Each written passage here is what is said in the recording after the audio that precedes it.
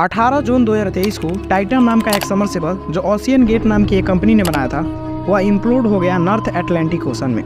Canada की Newfoundland की coastal area से लगभग 690 किलोमीटर दूर जो टाइटेनिक का मलबा देखने के लिए गया था और ये वापस लौट कर नहीं आ पाया। यह अभी पूरी वर्ल्ड वाइड में न्यूज़ बना हुआ है। टाइटन खास तौर पे टाइटेनिक का मलबा का टूरिज्म कराने के लिए बनाया गया था। ये टाइटेनिक रेक टूर बहुत महंगा था। एक व्यक्ति का करीब 2 करोड़ रुपया फी था सिर्फ टाइटेनिक का मलबा दिखाने ले जाने के लिए। टाइटेनिक अपना यात्रा शुरू करता है कनाडा के न्यूफाउंडलैंड की कोस्ट से एक मदरशिप के साथ जिसका नाम था पोलार प्रिंस। टाइटन अपने से ये यात्रा नहीं कर सकता, इसलिए इसको पोलार प्रिंस नाम की एक शिप पे लादा गया और 17 जून 2023 को उस जगह पर पहुंचा गया जहां से टाइटन सबमर्सिबल डाइव करता टाइटेनिक का मलबा दिखाने ले जाने के लिए। जो इसकी बुकिंग किए थे एक व्यक्ति ने अप्रॉक्स 2 करोड़ रुपया दिया था ताकि जो टाइटेनिक का रेक बिखरा हुआ है उसका सैर किया जा सके। इसमें 5 लोग सवार थे। पहला स्टॉकटन रस जो खुद CEO है ओशन गेट कंपनी की, जो कि इस टाइटन सबमर्सिबल बनाया था। हालांकि ये स्टॉकटन रस इस टाइटन की पायलट भी थे। इन्होंने इस टाइटन सबमर्सिबल को पानी में डाइव करके ले गए थे टाइटेनिक का मलबा को दिखाने के लिए।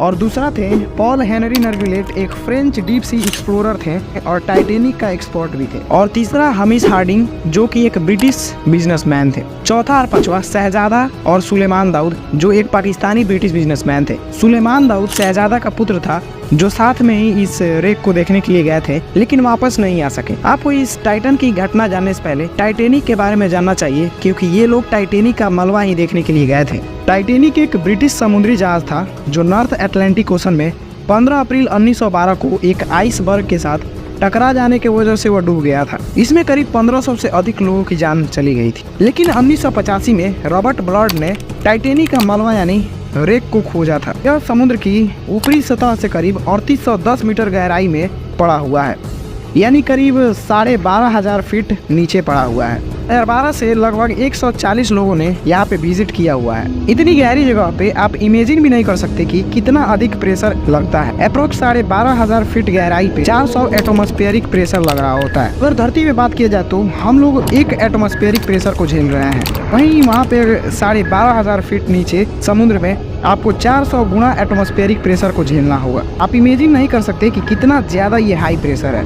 आप ऐसे इमेजिन कर सकते हैं कि किसी ऑब्जेक्ट के ऊपर एक आईफिल टावर की वजन का प्रेशर लग रहा होता है। अब आइए टाइटन की कहानी को समझते हैं। आपको हमने टाइटन के बारे में सबसे पहले बताया था कि टाइटन सबमर्सिबल ओशियन गेट नाम की एक कंपनी ने बनाया था और इसका CEO स्टॉकटन रस है जो ओशियन गेट कंपनी के फाउंडर भी हैं। हम शुरू से ही टाइटन के साथ सबमर्सिबल जोड़ रहे हैं। तो हम ऐसा क्यों कर रहे हैं? इसका एक कारण है। सबमर्सिबल और सबमरीन में डिफरेंट होता है। सबमर्सिबल बहुत छोटा होता है as compare then submarine. Submersible में ज्यादा से ज्यादा 5 से 6 लोग ही बैठ सकते हैं और इसमें लिमिटेड ऑक्सीजन, फ्यूल और शॉर्ट पीरियड ऑफ आवर्स के लिए ही ये गोता लगा सकता है और इसको एक जगह से दूसरे जगह पे ले जाने के लिए एक मदरशिप की जरूरत पड़ती है। सबमर्सिबल को कहीं डाइव कराने के लिए इसको किसी देश की कोस्ट से एक शिप पे लादा जाता है और वहाँ पे ले जाया जाता है जहाँ पे इसको डाइव करना होता है और फिर उसके बाद से उस सबमर्सिबल को पानी के अंदर उतारा जाता है। फिर ये पानी के अंदर जाता है घूम फिर के और फिर वापस ऊपर चला आता है और उसके बाद से फिर इस सबमर्सिबल को उस शिप पे ला दिया जाता है और फिर से उस देश के कोस्ट लैंड पे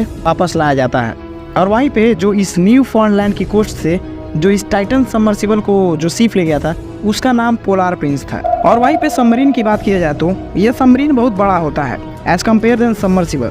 सबमरीन में सैकड़ों लोग आराम से बैठ सकते हैं और ये महीनों तक गोता लगा सकता है। इसके अंदर महीनों तक का limited oxygen, limited food supply हो सकता है। टाइटन की लंबाई 22 फीट थी। इसमें 96 घंटा का ऑक्सीजन सप्लाई था 5 लोगों के लिए। यह 4000 मीटर यानी 13,130 फीट पानी के अंदर जा सकता था। इसके सामने एक पोर्टल विंडोज लगा हुआ था जो कि ग्लास का था जिससे अंदर के बैठे हुए लोग बाहर देख सकते थे। नीचे लैंडिंग फ्रेम बना हुआ था और इलेक्ट्रिक थ्रस्टर लगे हुए थे आगे और ऊपर ले जाने के लिए। तो हुआ यही कि टाइटन अपना उस स्थान पे पहुंचा जहां से इसको गोता लगाना था। 18 जून 2023 को 9:30 पर ये 5 लोगों से सवार सबमर्सिबल टाइटन के रेक को देखने के लिए गोता लगाता है। इस सबमर्सिबल के अंदर ना ही कोई रडार था और ना ही कोई अच्छी बात करने के लिए सिस्टम था। ये सबमर्सिबल सिर्फ मैसेज ही कर सकता था अपने मदरशिप को जो समुद्र की ऊपरी सतह पे इसका वेट कर रहा था। ये टाइटन सबमर्सिबल हर 15 मिनट पे एक मैसेज सेंड करता था ऊपर खड़े पोलार प्रिंस को जो इसका वेट कर रहा था वापस आने के लिए। सिर्फ 1 घंटा 45 मिनट ही गुजरे थे तब ही ये अपना कांटेक्ट खो देती है। टाइटन को वापस 4:30 पर ऊपर चला आना था, लेकिन ऐसा नहीं हुआ। ऐसे ही कई बार इसके साथ हुआ है कि जो इसका कांटेक्ट था ये टूट जाता था, लेकिन ये पहले वापस ऊपर समुद्र की सतह पे आ जाता था, लेकिन इस बार वैसा नहीं हुआ।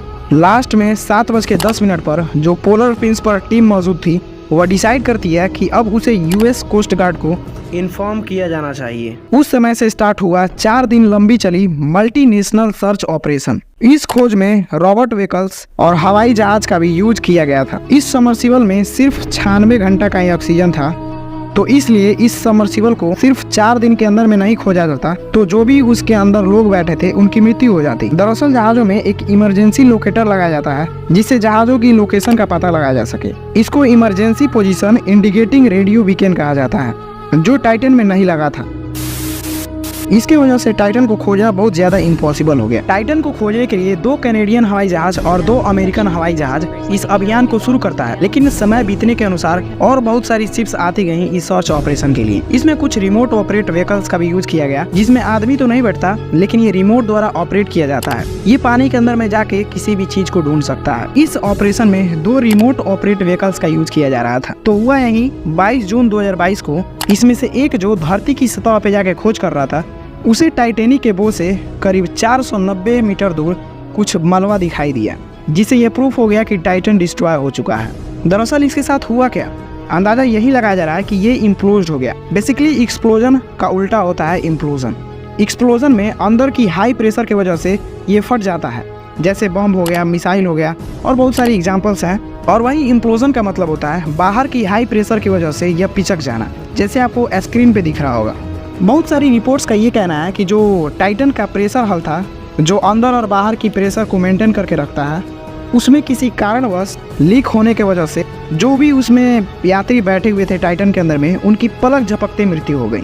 यानी कि 1 मिलीसेकंड से भी कम समय में उनकी पेनलेस मृत्यु हुई। दरअसल इसके पीछे का कारण क्या है कि ये इम्प्लोज्ड हो गया। सिंपली इसके पीछे का कारण बताया जा रहा है, जो इसकी बॉडी जिस मेटल से बना था यह था कार्बन फाइबर और टाइटेनियम।